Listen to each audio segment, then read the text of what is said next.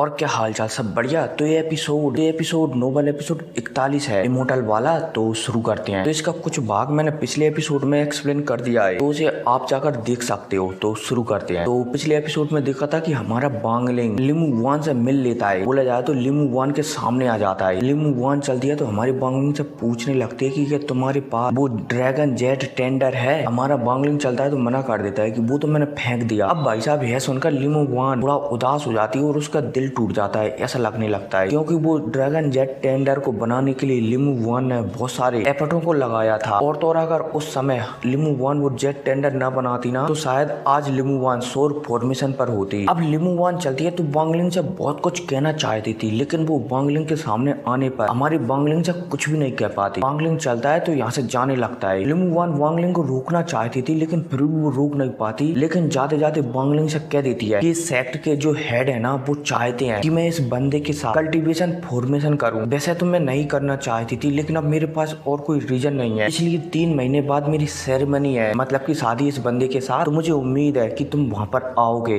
अब जैसे ही हमारा बांगलिंग लिमू वान की आवाज सुनता है ना, एक बात सुनता है ना, तो वो हैरान हो जाता है। लेकिन फिर वो अपनी दिल की बात दिल में दबा देता है और लिमू वान को कांग्रेचुलेशन कहकर यहाँ से चला जाता है। अब जैसे ही बांगलिंग यहाँ से जाता है ना, तो लिमू वान बुरी तरह से रोने लगती है और बिना कुछ कहे इस बंदे से अपने कमरे में वापस लौट जाती है। अब इतने में हम इस बंदे को बताया जाता है, जो कि बहुत ही ज्यादा गुस्सा हो जाता है लिमू वान को देखकर और कहने लगता है कि लिमू वान, तुम्हारे लिए मैंने 200 सालों तक इंतजार किया, लेकिन एक बार मुझे नासिंग सोल लेवल पर पहुंच जाने दो, उसके बाद मैं बताऊंगा तुम्हें। अब इसी के साथ सीन शिफ्ट होता है और हमारे बांगलिंग को बताया जाता है, जो कि थोड़ा उदास तो था, लेकिन जो बांगलिंग के रास्ते थे ना वो अलग थे, इसलिए वो इस उदासी को भुला देता है लिमू वान के साथ और सीधा वहाँ पर पहुंच जाता है जहाँ पर चेन जियान ने कहा था कि उस लड़की ने मेरा बंदर की आत्मा निकाल लिया है। अब जैसे ही हमारा बांगलिंग यहाँ पर पहुंचता है ना, तो वो अपने डिवाइन सेंस से एक घर में देखता है, वहाँ पर कुछ अलग ही कांड चल रहे थे। अब जैसे ही बांगलिंग इन कांडों को देखता है ना, तो हैरान हो जाता है। लेकिन अब बांगलिंग चलता है तो पपेट को निकालता है, मतलब कि फर्स्ट पपेट को निकालता है और अंदर भिजा देता है और कहता है कि दोनों को खत्म कर दो और पता लगाओ कि चेन जियान बंदर के साथ क्या हुआ। अब जैसे ही हमारे बांगलिंग का फर्स्ट पपेट सुनता है ना, तो वो तेजी से अंदर जाता है और दोनों लोगों को मारकर उनकी आत्मा को कैद कर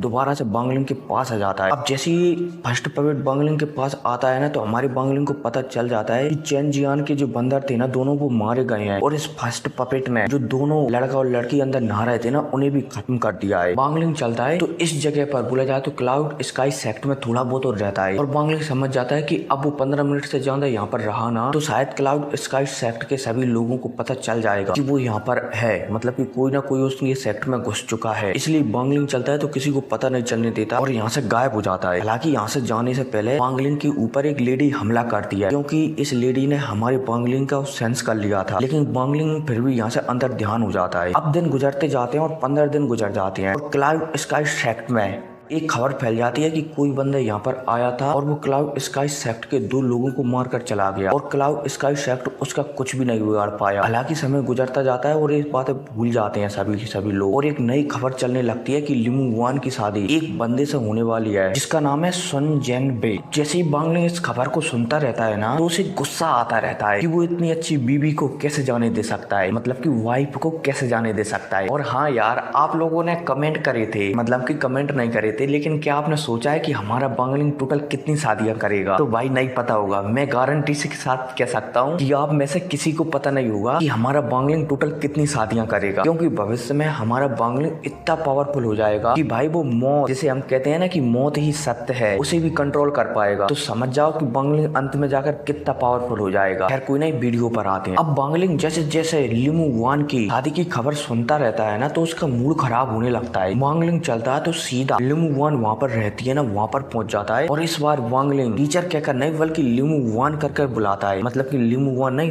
वानेर कर बुलाता है कि वानेर दरवाजा खोलो। अब जैसे ही लिमू वान बांगलिंग को अपने आप को ऐसा बुलाते हुए दिखती है ना, तो वो हैरान हो जाती है कि तुम कौन हो जो मुझे इस तरीके से बुला रहे हो। बांगलिंग चलता है तो पहले तो लिमू वान का गुस्से भरा चेहरा दिखता है और फिर चेहरा वगैरह देखने के बाद एक टोकन निकालता है जो कि जेट टेंडर था और लिमू वान की ओर उछाल देता है। अब भाई साहब जैसे ही लिमू वान इस टोकन को देखती है ना, वो वांगलिंग को ध्यान से देखने लगती है। वो समझ जाती है कि यही माई लियान है। वानेर चलती है, बोले जाए तो लिमू वान चलती है, तो वांगलिंग को अपने घर के अंदर ले लेती है। वांगलिंग भी चलता है तो लिमू वान को, बोले जाए तो वानेर को हक कर लेता है। हमारा वांगलिंग महसूस करता है कि जो लिमू वान का दिल है ना, वो जोर जोर से धड़क रहा है, हालांकि वानेर का। और हाँ, वानेर और लिमू वान एक ही है, ठीक है। वो क्या है ना कि हमारा वांगलिंग प्यार से लिमू वान को वानेर बुलाता है। अब जैसे ही यहाँ पर दोनों आपस में एक दूसरे से मिलते हैं ना, तो लिमू वान चलती है तो वांगलिंग से पूछने लगती है कि तुम्हारा कल्टीवेशन लेवल इतना नीचे कैसे चला गया। वांगलिंग चलता है तो लिमू वान को बताने लगता है कि देखो वो अलग है, मतलब कि वो वांगलिंग अलग है, मैं सिर्फ उसकी एक आफ्टर इमेज हूँ। वानेर चलती है तो ये भी पूछने लगती है कि तुम्हारा मतलब कि तुम्हारी बॉडी कैसे बदल गई। वांगलिंग चलता है तो लिमू वान को बताने लगता है कि वो पहले बॉडी थी ना, वो एक दूसरे बंदे की थी, ये मेरी रियल बॉडी है। लिमू वान भी समझ जाती है।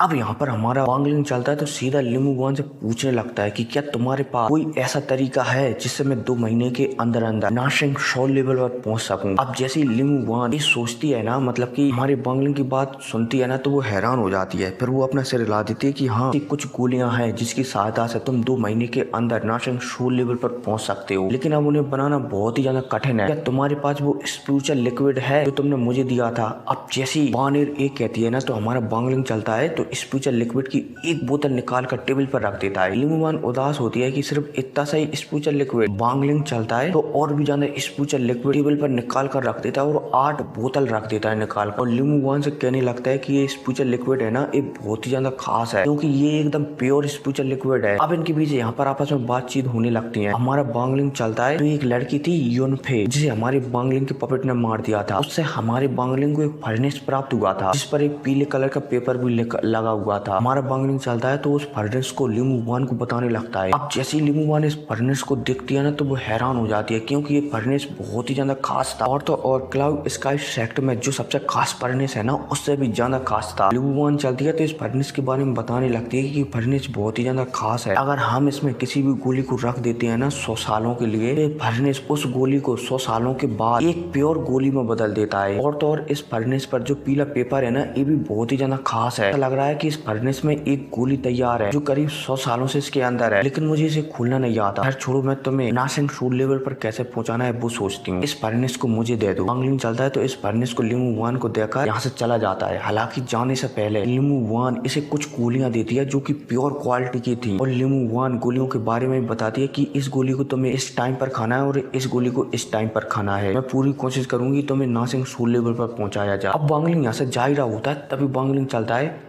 तो फर्स्ट पपेट को और सेकंड पपेट को लिमू वान के पास छोड़ जाता है, ताकि अगर लिमू वान को कुछ खतरा हो ना, तो ये दोनों पपेट उससे निपट सकें। साथ ही साथ इतने में हमारी वांगलिंग की बॉडी तो यहाँ पर आई जाएगी फिर लिमू वान को बचाने के लिए। अब वांगलिंग दोनों पपेटों को लिमू वान के पास छोड़ने के बाद यहाँ से जा ही रहा होता है, तभी हमारे वांगलिंग को एक बंदा मिलता है जिसका नाम था सुन जेन बे, जो कि लिमू वान से शादी करना चाहता था। अब जैसे ये बंदा हमारे वांगलिंग को देखता है ना, तो ये वांगलिंग से पूछताछ करने लगता है, लेकिन वांगलिंग से ज्यादा पता नहीं लगा। इसलिए एक बंदा चलता है सुन जेन बे, तो एक उड़ने वाली तलवार को हमारे वांगलिंग को गिफ्ट कर देता है। वांगलिंग चलता है तो इस तलवार को लेकर यहाँ से चला जाता है। अब जैसे ही वांगलिंग अपने घर पहुंचता है ना, बोला जाए तो रूम में, तो सुन जेन बे ने जो तलवार हमारे वांगलिंग को दी थी ना, उस पर हमारा वांगलिंग रेस्ट्रेशन लगा देता है, क्योंकि ये तलवार थी ना, इसकी सहायता से सुन जेन बे हमारे वांगलिंग और लिमू वान पर नजर रखेगा। लेकिन हमारा वांगलिंग इस पर इस प्रकार के फॉर्मेशन चढ़ा देता है तलवार पर कि सुन जेन बे को उसके और वानेर के बारे में कुछ पता ही ना चले। खैर कोई नहीं, मेरे ख्याल से मैंने ज्यादा नोवेल को एक्सप्लेन कर दिया है। खैर कोई नहीं, मिलते हैं अगले वीडियो में। Take care.